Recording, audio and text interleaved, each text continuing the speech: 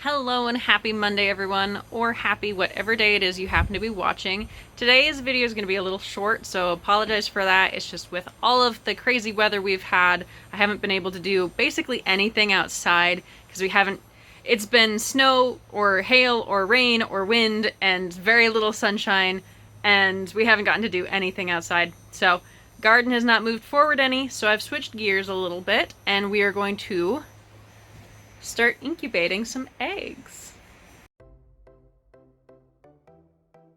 First things first, I'm going to make sure I have everything that I need. So I need the incubator itself. I'm going to need a thermometer. We're going to need something that measures the humidity levels, and then we'll need the eggs, things to track the weight of the eggs, how many eggs, the date, the end date, and then something to measure the weight of the eggs. So I have a little kitchen scale over in the corner.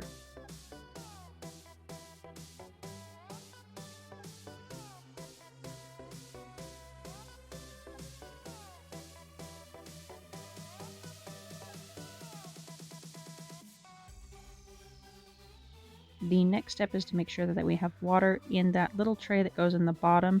This helps to regulate the humidity.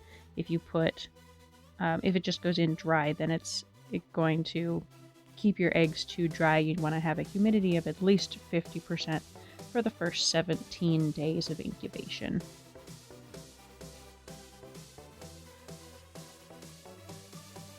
Next thing I'm doing is I am taking the starting weight of all of the eggs and marking each of the eggs with its own letter. I went from A through L, so I had 12 eggs that I'm incubating. So you get the start weight, and then you can track to make sure that everything is losing the correct amount of weight throughout the incubation period. Your eggs should ideally lose anywhere from 12 to 14% of their total weight by the time that they hatch, which is why I've labeled each one with a letter.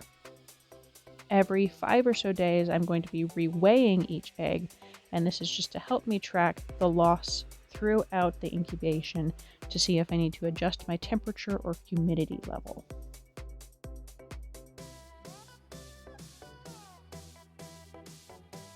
The ideal temperature for incubating chicken eggs is 99 degrees Fahrenheit to 101.5 degrees Fahrenheit. I found in the past, at least with my incubator, that one side tends to run a little hotter than the other side. So I have 2 thermometers in mine. This incubator is also from the 30s, and it's very difficult to adjust the temperature. And one side, like I said, runs a little hotter. There are things that I have learned that I can add to it to help to disperse the heat and not kill the embryos, but we'll touch more on that as we get closer to the hatch date, when the temperature is really integral to making sure that it doesn't overheat while the chicks are hatching and potentially kill them, because I've had that happen in the past too.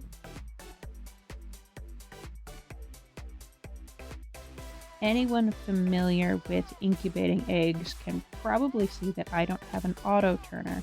An auto turner, you set your eggs inside it and you turn it on, and it moves around small amounts to automatically shift your eggs around for you.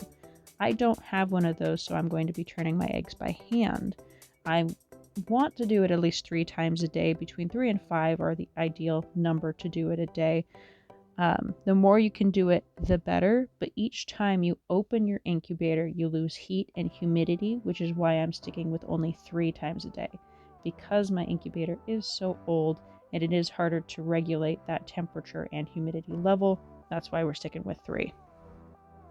And because I'm also turning by hand, to help keep track of how many times I've turned the egg each individual day, I'm also making a mark on one side. This makes it easy for me to see, because then every other day it'll flip. So it'll be the marked side up twice one day, and then the next day the marked side down twice.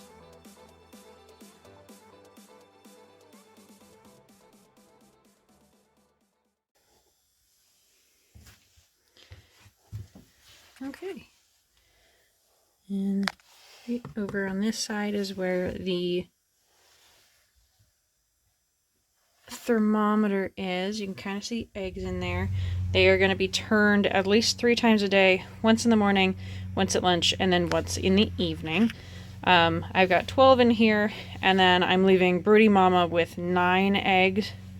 So we shall see how it goes. Let me flip over the page again. So we're keeping track of the weights here. And I should put the starting date.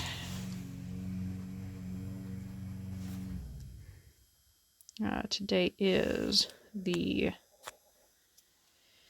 8th, Sunday the 8th.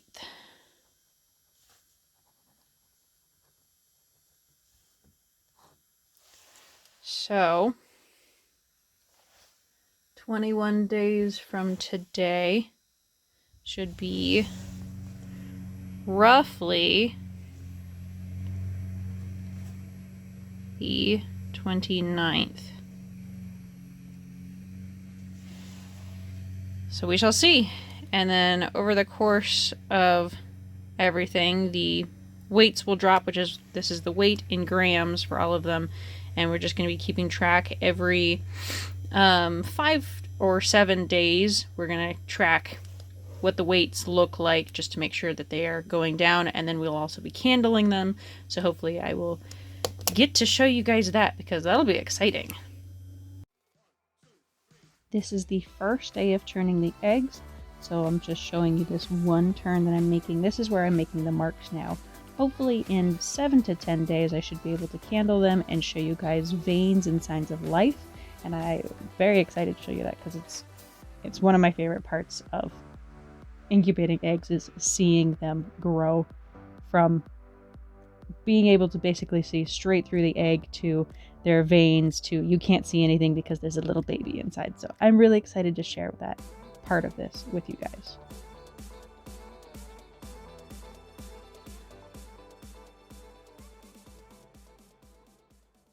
And there we go. That's all I have for today. So hopefully, fingers crossed, in about 21 days, we will have some babies. By then I will have, in this spot here, is going to be the, I guess the brood box. That's what it's called. Don't mind me. But yeah, so in this spot, we're going to have the brood box built. That's my next project. Going to be working on that throughout the week. I'll be filming it, as always. So thank you so much for watching. Really appreciate it. If you like what you saw, please let me know. You can leave a like, drop a comment. You can subscribe. I'd love that.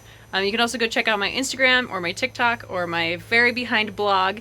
And with that, I'll see you guys next time. Bye.